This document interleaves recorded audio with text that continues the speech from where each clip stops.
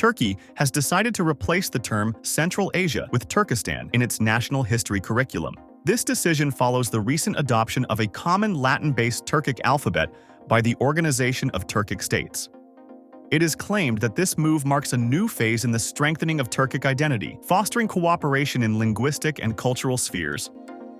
By using the term Turkestan, Turkey aims to realign itself with Central Asia while also evaluating the region from its own distinct geopolitical perspective. The decision has sparked both support and criticism from various analysts, raising questions about Turkey's intentions to redefine its role in the region. Although the term Turkestan is not new and has a long historical legacy, some argue that recent developments suggest a shift towards a new regionalism. With Russia's influence waning due to the Ukraine war and China's growing presence through the Belt and Road Initiative, this move takes on significant importance amid ongoing geopolitical changes. The term Turkestan holds historical significance, referring to the geographic region inhabited by Turkic peoples, encompassing parts of present-day Central Asia, including Kazakhstan, Kyrgyzstan, Uzbekistan, Turkmenistan, and China's Xinjiang region.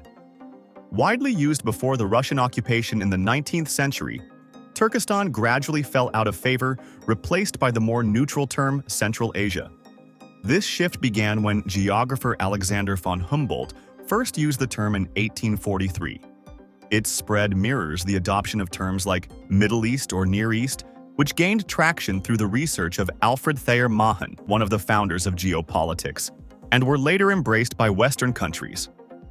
In the early period Soviet Union, what is now Central Asia was governed by the Turkestan Autonomous Soviet Socialist Republic, established in 1918. This autonomous structure was intended by the Soviet leadership to unite the ethnic groups in the region and spread socialist ideology. The use of this term during this period, which constituted the first phase of Soviet power's domination of the region, was also intended to gain the sympathy of the peoples living there. The area marked as Kyrgyz ASSR roughly corresponds to what is today Kazakhstan. This can seem confusing as Kazakhstan is now a separate country from Kyrgyzstan. The reason for this naming comes from historical ethnographic distinctions. During the early Soviet period, the Russian Empire and later the Soviet Union used the term Kyrgyz to refer to the Kazakhs, while today's Kyrgyz people were often referred to as Kara Kyrgyz, meaning black Kyrgyz, to differentiate them.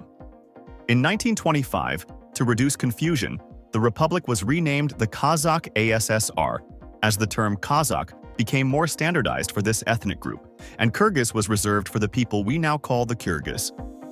During the 1920s, as part of its nationalities policy, the Soviet Union divided Turkestan, creating the Kazakh, Kyrgyz, Uzbek, Turkmen, and Tajik Soviet Socialist Republics. This effectively abolished the name Turkestan and emphasized the region's ethnic divisions, strengthening Soviet centralized control.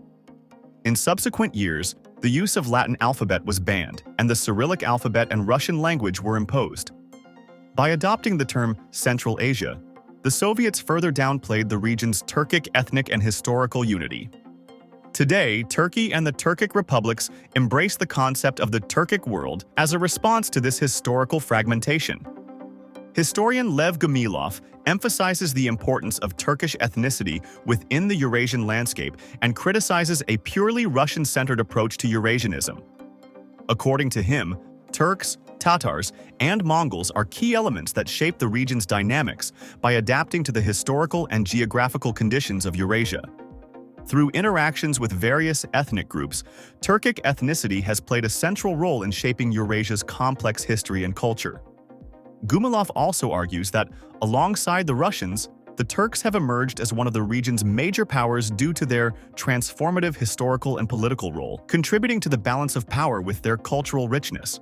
Thus, he stresses the need for harmony in the region. For Turkey, the term Turkestan reflects a desire to reconnect with Turkic-speaking peoples and revive a shared historical and cultural consciousness. This vision, along with the concept of the Turkic world, has been embraced by both the state and the public since the early 1990s. The country has aimed to build partnerships in the region on equal terms, leveraging the unifying power of shared culture to strengthen economic and political ties. As former President Süleyman Demirel famously stated, The Turkic world stretches from the Adriatic Sea to the Great Wall of China. The country has shaped its regional policies under this view. In line with Turkish new regionalism, institutions such as the Parliamentary Assembly of Turkic-speaking countries, the International Organization of Turkic Culture, the International Turkic Academy, the Turkic Culture and Heritage Foundation, the Turkic Business Council, the Turkic University Union, and the Turkic Chamber of Commerce and Industry have been established so far. The curriculum change aligns with the goals of the OTS, which includes Kazakhstan, Uzbekistan, Kyrgyzstan, and Azerbaijan as members. The OTS has taken significant steps toward establishing common educational and cultural policies, including joint initiatives to create shared histories, geographic frameworks, and now even a common alphabet. These efforts are seen as symbolic of Turkey's growing soft power and influence within the Turkic world. An important development preceding the curriculum change was the organization's announcement of the adoption of a Latin-based Turkic alphabet, a crucial step toward linguistic unification. By promoting the Latin alphabet and reintroducing the term Turkestan, Turkey is making a strategic geopolitical move. This initiative represents a shift in Turkey's foreign policy aimed at expanding its influence in Central Asia. It is also viewed as aligning with Ismail Gasparali's motto of unity in language, work, and ideas. In light of these developments, various countries question whether Turkey is pursuing a pan-Turkic policy. Russia is skeptical of Turkey's motivation. However, all these initiatives can be analyzed within the Pan-Turkism framework. In October 2024, the U.S. Helsinki Commission staff published a report titled Contesting Russia, Preparing for the Long-Term Russian Threat, stating that Turkey should be considered as an alternative power to Russia in this process, and that all pan-Turkic initiatives of this country should be supported. Although Turkey claims that its goal is unity with the Turkic-speaking peoples of the region, the term has its handicaps. For instance, it remains unclear for the time being which category Tajiks and other ethnic groups living in the region will be considered. In addition, the approach of other actors in the region to this issue will also become clearer in the coming period. This move is expected to have significant geopolitical implications, particularly for Turkey's relations with Russia, Iran, and China. Russia has historically viewed Central Asia as part of its sphere of influence and continues to consider the region integral to its near-abroad policy. China exerts substantial economic and political influence in the region, especially in Xinjiang, home to the Turkic-speaking Uyghurs. Turkey's adoption of the term Turkestan could raise concerns in Moscow, Tehran, and Beijing, as it may be seen as an effort to counterbalance their influence in the region. An example of this dynamic is the Ashgabat Forum held in Turkmenistan in October 2024. Some observers suggest that the sudden and heightened interest from Russia and Iran in Turkmenistan is a direct response to Turkey's engagement in the region. Additionally, some analysts contend that such an initiative may be imprudent, considering Turkey's aspirations within BRICS. Russia, Iran, and China all have vested interests in Central Asia, making Turkey's actions in the region even more complex. Russia's ambitions in Central Asia are driven by a combination of security, economic, and political concerns.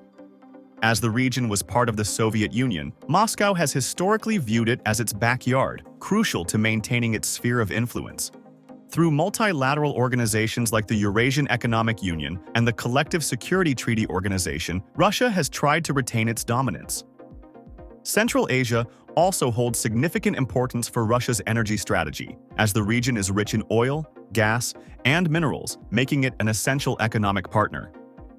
Furthermore, Central Asia serves as a buffer zone against potential instability from neighboring regions such as Afghanistan, which concerns Russia due to the risk of extremism and terrorism spreading into its borders.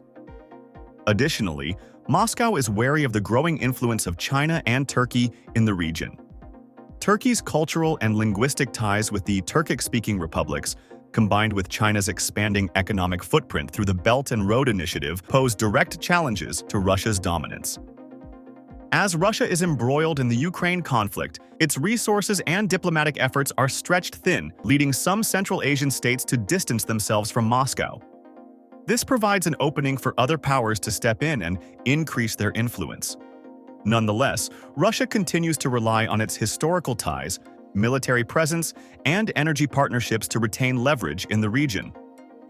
The recent curriculum shift by Turkey, adopting the term Turkestan, and its broader Pan-Turkic initiatives signal a growing challenge to Russia's traditionally dominant position in Central Asia. Iran's ambitions in Central Asia are deeply rooted in its desire to expand economic, political, and cultural influence. Its geographic proximity gives it strategic access to the region, and Iran seeks to leverage this position for energy cooperation, particularly in oil, gas, and transportation routes.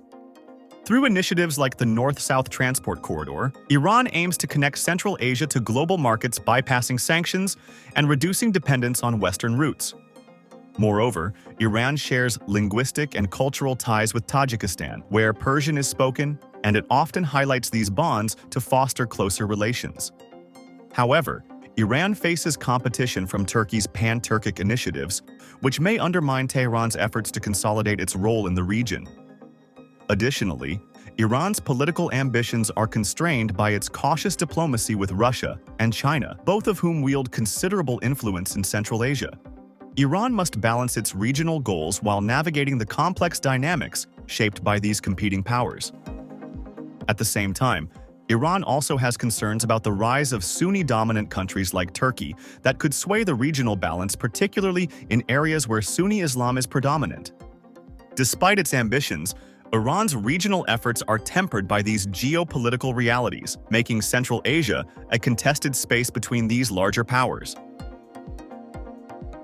China's ambitions in Central Asia are largely driven by its economic goals and strategic security interests.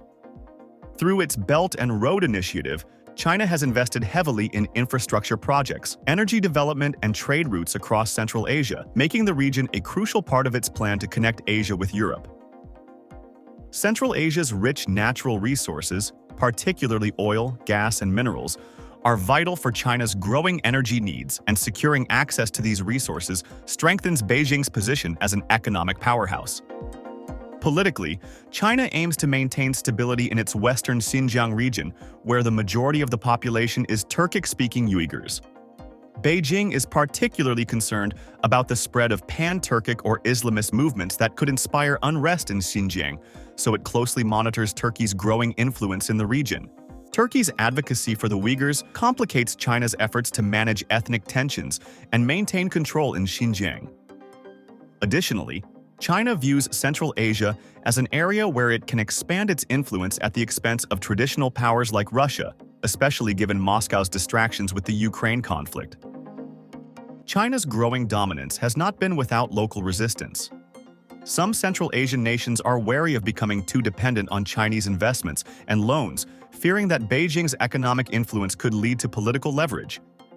Despite these concerns, China's combination of economic incentives and political pressure continues to expand its role in the region, positioning it as a dominant player in shaping Central Asia's future trajectory. Consequently, Turkey is signaling its intention to shape the new geopolitical reality in the region. Amid the ongoing Ukraine war and China's extensive economic projects, Turkey aims to assert its presence on the global stage. This initiative aligns with a broader trend in Central Asia, where countries like Kazakhstan and Uzbekistan are increasingly distancing themselves from Russia and seeking closer ties with the Turkic world. By positioning itself as the region's foremost cultural and political partner, Turkey is poised to enhance its role in shaping the future of Central Asia.